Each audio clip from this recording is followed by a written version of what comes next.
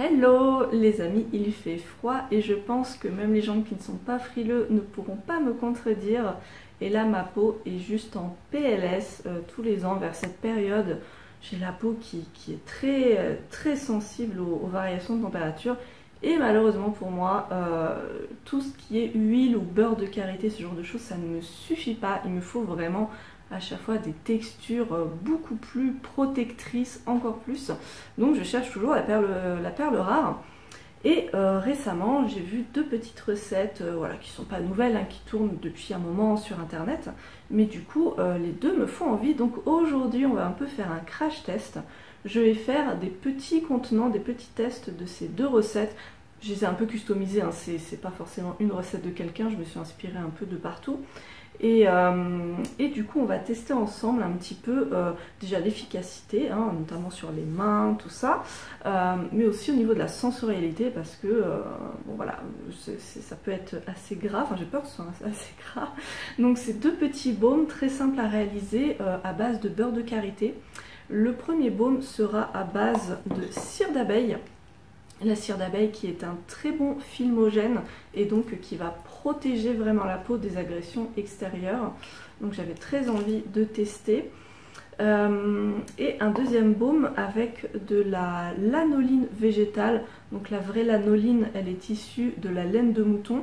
Là évidemment c'est totalement naturel, c'est extrait des végétaux.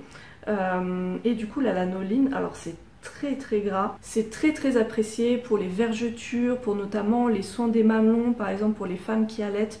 Vous savez, ça peut vite crevasser, ce genre de choses quand on allaite. Donc pareil, c'est quelque chose qui est très recommandé, très réparateur. Donc je me dis franchement, dans un petit baume, ça peut être très bien. Et je rajouterai avec de la glycérine végétale aussi. Donc nous allons tester tout ça.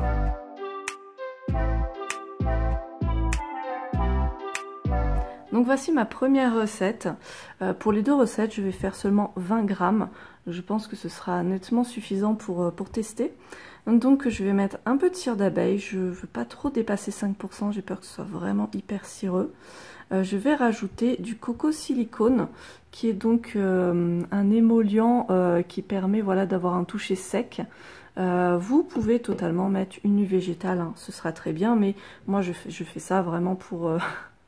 pour pas que ce soit ultra gras. Je rajoute aussi 1% d'arrowroot que moi voilà j'ai acheté dans ma boutique bio. J'en fais des gâteaux aussi avec, hein, mais c'est une poudre matifiante.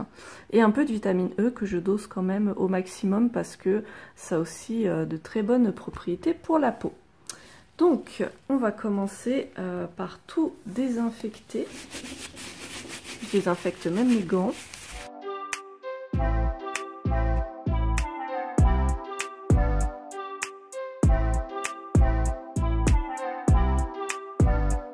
Je commence par peser la cire d'abeille, donc ça fait 1 gramme.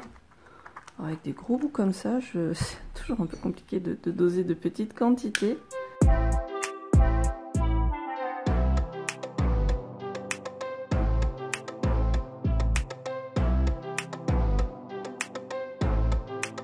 Alors ma balance en ce moment, elle déconne un peu, j'ai l'impression. J'espère que ça va aller. Du beurre de karité. Il m'en faut du coup 15,7 grammes. Alors ce beurre de karité, je vous dirai pas la marque parce que j'ai eu beaucoup de soucis avec cette marque qui fait du très bon beurre de karité, mais vraiment que je ne peux pas vous conseiller parce que vraiment service client abominable, vraiment abominable. Donc j'ai décidé de ne pas présenter leur marque parce que je ne veux pas que vous tombiez dans des histoires pas possibles. Voilà, mais c'est du beurre de karité non raffiné, voilà. Et si vous voulez un très bon beurre de karité avec une marque qui ne se fout pas de vous, je vous conseille celui de Henné Biomantique. Il y en a sans doute plein hein, qui sont très bien, mais j'avais beaucoup aimé celui de Henné Biomantique. Je vais passer ça au bain-marie.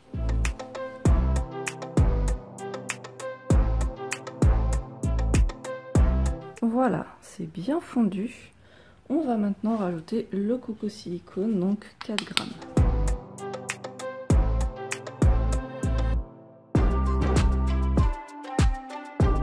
je vais maintenant rajouter 1%, donc 0,2 g d'arrowroot.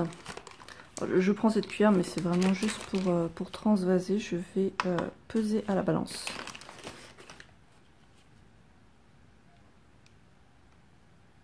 Bon, voilà. C'était vraiment une micro-quantité, hein.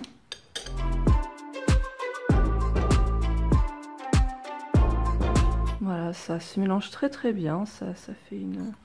Enfin, ça trouble le liquide. Et je vais rajouter 4 gouttes de vitamine E.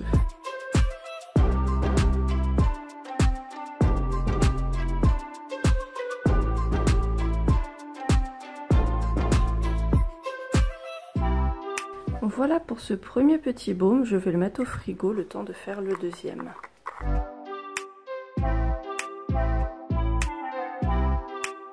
Donc voici la deuxième recette, donc toujours pour 20 g de produits. Donc beurre de karité, coco silicone, ça change pas. Encore une fois, vous pouvez mettre une petite huile. J'ai pas précisé, mais si vous voulez mettre à la place du coco silicone de l'huile végétale, je vous conseille des huiles un peu dites sèches, comme je sais pas, le jojoba, l'huile de noisette, ou alors, si vous voulez vraiment jouer le jeu, des huiles au contraire très nourrissantes, très protectrices, comme l'huile d'argan, l'huile de coco, l'huile de noyau de cerise. Je pense à celle-ci parce que je l'ai dans mon frigo, il faudrait que j'utilise. Donc de la lanoline, il y a des recettes où ça montait jusqu'à 4 ou 5%. J'ai peur que ce soit très gras, donc on va commencer par 2%. 6% de glycérine. La glycérine, du coup, on peut l'ajouter à des phases huileuses, même si c'est un actif plutôt à mettre en phase aqueuse. Mais en phase huileuse, ça marche. Donc c'est une très bonne idée de le mettre là. Et de la vitamine E. J'aurais pu rajouter aussi de l'arrowroot. On va faire 100 pour l'instant, on verra bien ce que ça donne. Donc 8,4 g de beurre de karité.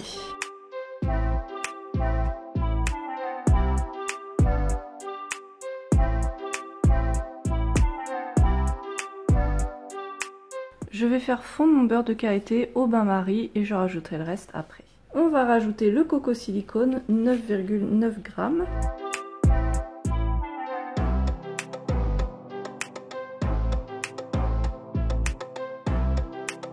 Maintenant, rajoutons le substitut végétal de l'anoline.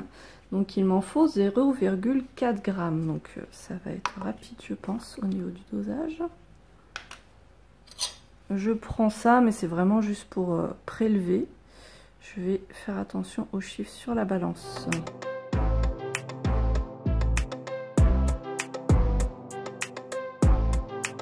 Voilà. Bon, c'est plus proche de 0,5, mais bon, c'est pas grave. Alors, je le précise tout de suite, mais de ce que j'ai lu, quand il vous reste comme ça de la lanoline sur une spatule, un récipient, mieux vaut en fait l'essuyer avec un essuie-tout jetable, parce qu'a priori c'est tellement gras que c'est une calamité à nettoyer. Donc je verrai ça tout à l'heure.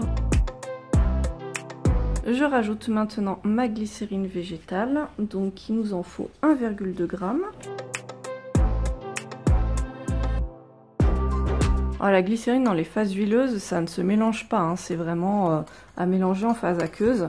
Mais disons que voilà, en mélange avec de l'huile, ça va rester un petit peu en suspension et ça va pouvoir se mélanger. Donc je vais rajouter ma vitamine E, mais après en fait je vais...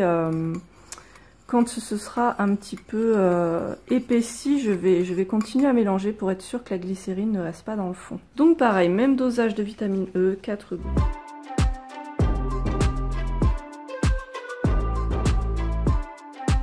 La recette est finie, je vais le transvaser donc dans le petit pot. Ou alors je vais le laisser, non, ce que je vais faire, je le laisse comme ça, je le mets au frigo et de temps en temps je vais le sortir pour bien le mélanger. Et quand ce sera texture, j'en sais rien moi, texture gel, je le transvaserai dans son petit pot.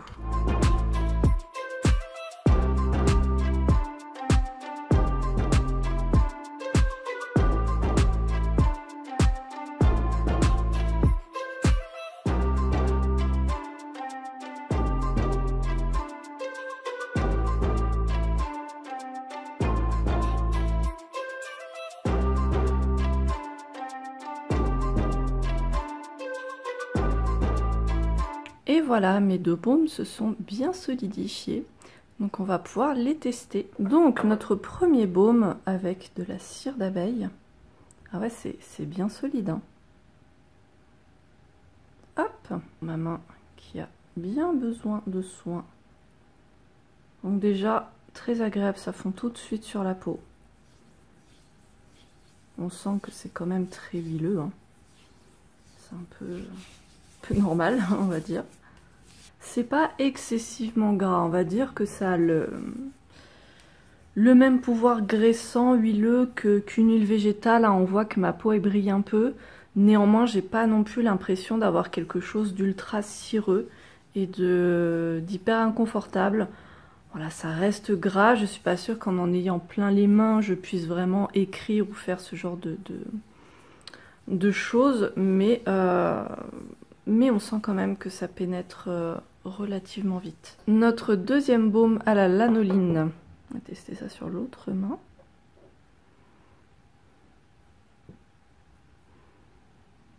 Pareil, on voit tout de suite que ça fond.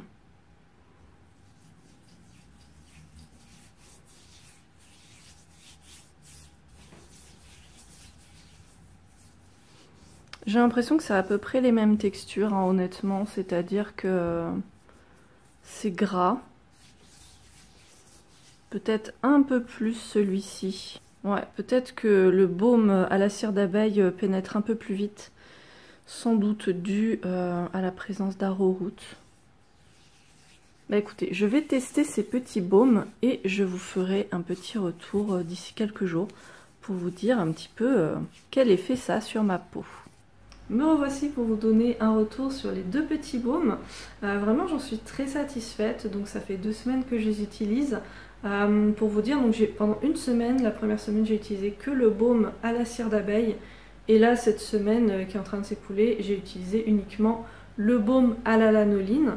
Les deux sont très très bien. J'ai vu une nette amélioration de l'état de ma peau. Pour vous dire, avant de faire ces baumes, j'avais tendance à me tartiner un peu de beurre de karité. Et je vois vraiment une différence au niveau de l'état de ma peau. C'est vraiment mieux d'avoir des actifs un peu fumogènes et encore plus hydratants et protecteurs. Je les ai utilisés donc sur le corps et sur les mains. Et voilà, très très bon baume. Ils sont légèrement gras. On va dire qu'ils sont gras un peu comme une huile légère. Voilà, donc sur le coup ça peut faire légèrement gras, mais ça passe quand même assez vite. Je veux dire, au bout de 3 à 5 minutes, là par exemple j'ai mis celui à la lanoline il n'y a pas longtemps, très rapidement en fait on a un petit film sur la peau, mais c'est plus gras. Néanmoins, si je viens juste d'en mettre et que j'actionne une poignée de porte, ouais, la poignée de porte est grasse. Donc voilà, c'est ce côté-là qui est un peu casse-pied, on va dire. Donc j'en suis très contente, je vous les recommande vraiment si vous voulez prendre soin de votre peau. Néanmoins, voilà, ça reste des crash tests et je pense qu'on peut totalement améliorer ces recettes. Là justement, je ne vais pas publier les recettes sur mon blog, voilà, elles sont disponibles en barre d'infos, je les mettrai aussi sur Instagram. Mais mon but là, ce sera de les peaufiner, de vraiment faire de nouveaux tests pour les améliorer. Et justement trouver une recette que j'aime particulièrement, que là je pourrais vraiment mettre sur le blog, etc. En mode je vous conseille pleinement cette recette. Après, donc en conclusion, est-ce que je vous recommande la cire d'abeille? Ouais, 200%, elle est très très bien pour protéger la peau. Si vous ne voulez pas utiliser de cire d'abeille, je pense qu'une cire végétale comme la candélila ou cire de soja, ça peut être très bien aussi. Ça a aussi des propriétés filmogènes. Je pense qu'entre 2 et 5% c'est pas mal. Plus de 5%, je ne sais pas. Justement, je vais faire des tests. Est-ce que je vous conseille la lanoline? Oui, pareil, je trouve que c'est un très très bon élément.